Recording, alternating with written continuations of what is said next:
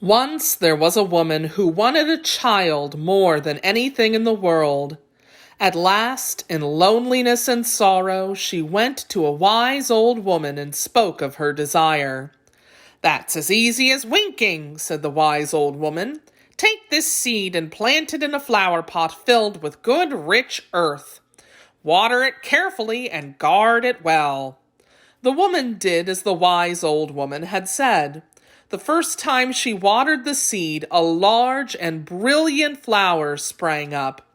It was still a bud, its petals tightly closed. The woman bent to kiss the flower, but the moment her lips touched the silky petals, they began to open. The woman could not believe her eyes. There inside sat a tiny little girl. She was perfectly formed, as graceful as the flower from which she'd come. When the woman held her, she discovered that the tiny girl was scarcely the size of her thumb. Scarcely means barely, hardly, or almost not. The girl was barely as tall as the woman's thumb. Though she was a wonderful child in every way, she never grew at all. She was called Thumbelina and was treated with great extravagance and care. She lived a life of luxury and had everything she could ever want or need. Her cradle was a polished walnut shell. Each night she slept between fresh flower petals. In the daytime she liked to sit on a table and sing in the sunlight. Her voice was very beautiful, high and haunting and silvery. One night, as she lay sleeping, a toad hopped in at the window. "What a lovely wife for my son," she said. Without even looking around her, she took up the walnut shell and hopped off with it to the garden. "Here, look what I brought you," said the toad proudly to her son. But the only sound he could utter was croak, croak, croak. "Don't talk so loud or you'll wake her," complained the mother toad. "She might still run away from us." So the mother toad and her son went back to their home near the stream's edge. They placed Thumbelina on a lily pad in the middle of the water so that she could not escape.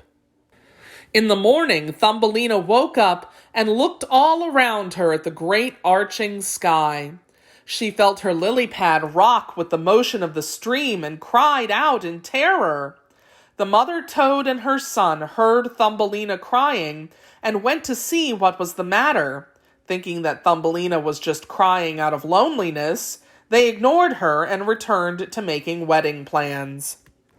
Upon hearing her sobs, a fish swimming in the water below came to the surface and looked curiously at Thumbelina. A butterfly also heard the cries and flew over to see what was wrong. "Oh, please help me," she said. "I must get away from here." And so the fish began to gnaw at the lily stalk with his sharp little teeth. At last the leaf broke free and floated down the stream. Away went Thumbelina, gently spinning with the current.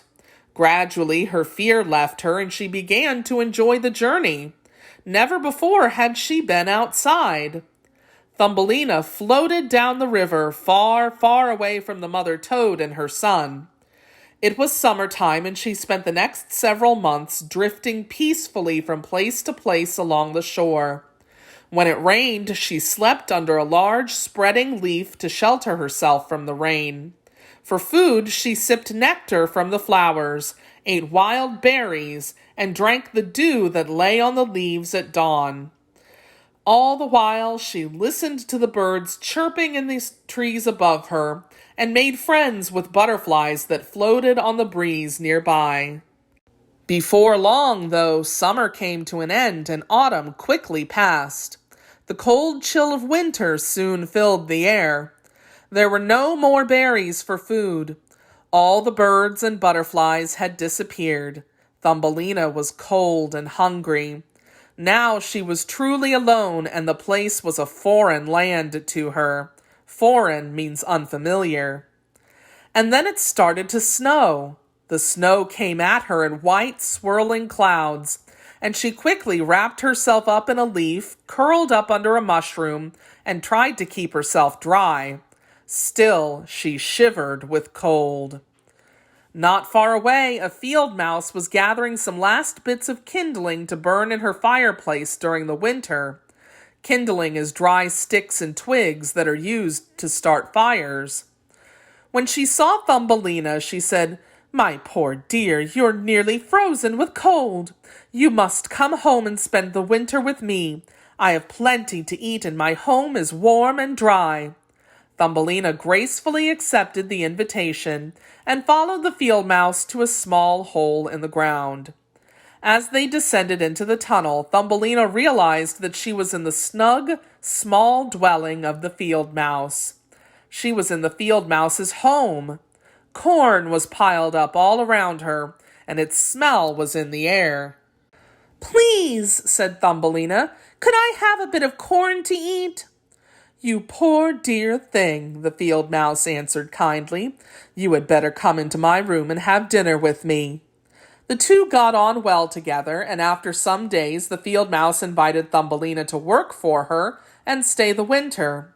Every day Thumbelina helped the field mouse with her housework, and they would spend the rest of the day enjoying a cup of tea and chatting before the fire. Thumbelina soon grew very fond of the field mouse. She was happy to have found such a good and kind friend.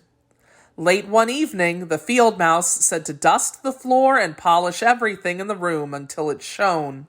An important visitor was coming to call.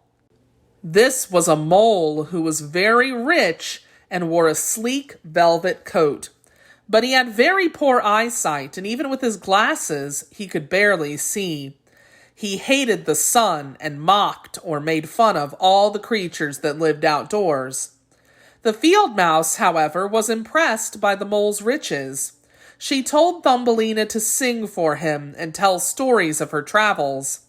As he listened to Thumbelina's beautiful voice, the mole fell in love with her. The next time he came to visit, he said he would show them his rooms underground. By the pale light of a piece of torchwood, he led them through a long, twisting passage. Suddenly they came upon a swallow lying sprawled in the passageway. Thumbelina felt very sorry for the swallow, but the mole kicked at him with his stumpy legs. "What a pitiful life to be a bird," he said. "A creature who does nothing all day but fly from branch to branch is not prepared for winter." Thumbelina said nothing and let the mole and the field mouse walk on ahead. "Goodbye, swallow," she said. "It might have been you who sang to me this summer when all the trees were green." She laid her head on his soft feathers for a moment, then darted back in fear. Something moved inside him with the slow, steady rhythm of a heartbeat. The bird was not dead, he was merely numbed with cold. The warmth of Thumbelina's body had stirred him back to life. Each night after that, she crept out of bed to tend to the swallow. As he grew stronger, he told her how he had torn his wing on a thorn bush. The other swallows had flown away to the warm countries, but he had not been able to keep up with them. At last he could go no further, and had plummeted to the ground. Thumbelina kept the swallow a secret from the field mouse and the mole. When spring warmed the earth once more, Thumbelina knew it was time for the swallow to go. His wing had healed now. Each night he fluttered it over and over again, strengthening it for flying. "Won't you come with me?" he asked her. "You can easily sit upon my back, and I will carry you away into the leafy woods." But Thumbelina could not bring herself to abandon the field mouse who had kept her from starving. To abandon means to leave someone and never return to them. She made a hole in the roof of the passageway and watched longingly as the swallow flew out into the sunshine. She felt that all the pleasure in her life was going with him. Every evening now the mole came to call on Thumbelina. He made her sing until her voice grew hoarse. That means that he made her sing so much that her voice became weak and scratchy. Whenever she stopped, he prodded her to continue. This was the way he loved her. Without ever once asking Thumbelina, the mole and the field mouse agreed that she would be married to him in autumn. But Thumbelina did not want to marry the mole, and she wept bitterly whenever she thought of their wedding day. Every morning when the sun rose and every evening when it set, she was allowed to go to the door-sill and stand outside. In the heat of August, the corn had grown as high as a forest. When the wind blew the stalks apart, she could see bright pieces of sky. How beautiful it was! She did not know how she would live deep inside the earth with the mole, whom she now despised more than ever. As the time of her wedding drew closer, she sobbed out her fears to the field mouse.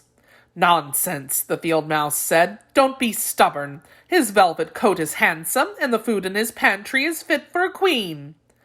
Thumbelina understood then that she was trapped as surely as if she were in a cage. Summer was ending, and she knew she would never be able to survive outside through the harsh, cold months of winter. But now the wedding day had come.